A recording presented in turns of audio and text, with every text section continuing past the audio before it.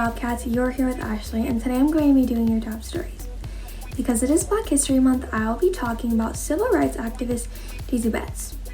She was a journalist who wanted all to be treated the same. So the first thing she did was start an African American newspaper. She joined the NAACP and became a leader of the Arkansas branch. She played a lead role in the Little Rock Nine. It was to stop violence in schools. She helped Americans get their freedom that we have today. And that's all for your top stories.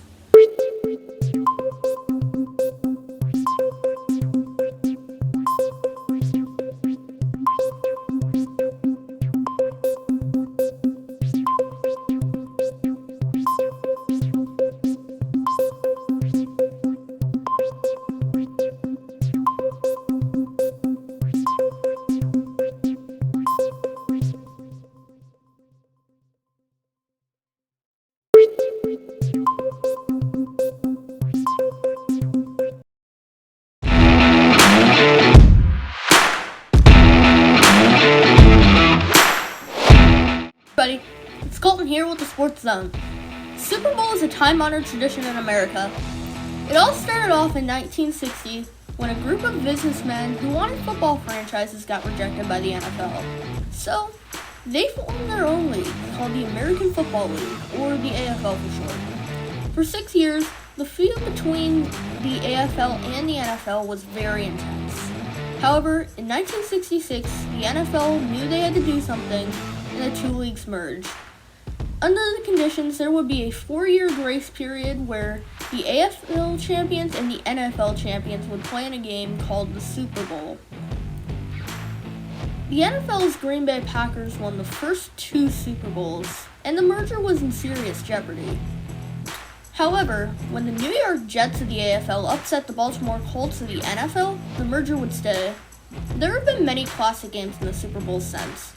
There was 1 yard short in Super Bowl 54 when Tennessee Titans wide receiver Kevin Dyson was stopped at the 1 yard line as time expired to give the St. Louis Rams their first ever Super Bowl. Then there was 28-3 in Super Bowl 51 when the Patriots beat the Falcons 34-28 in overtime after coming back from a 25-point deficit.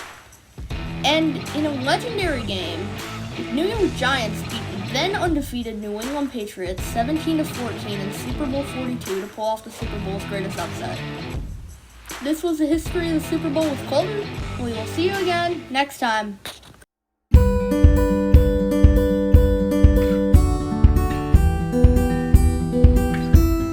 What's up, Bobcats? Welcome to today's weather forecast and weather news. I'm Jose and I will be giving you all weather-related news. So to kick off this segment, let's look at the 3-day weather forecast for this weekend. To start things off, we're looking at today with a high of 25 and a low of 11. We should also be expecting a mix of clouds and sunshine. Then Saturday, we should be seeing a high of 14 and a low of 2. Then some snow showers and the day will be mainly cloudy. Then lastly, for Super Bowl Sunday, the high should be 9 and then with a crazy low -2. It will be bitterly cold with some clouds. This is a cold weekend, Bobcats, so make sure if you go out to wear some warm clothes for this cold weather. Now moving on to our weather news. For today's weather news, we're going to be talking about the Groundhog's Day. And you may be wondering, what does an animal have to do with weather? Well, on Groundhog's Day, we can sort of predict the end of the season based on if we can see the groundhog shadow or not.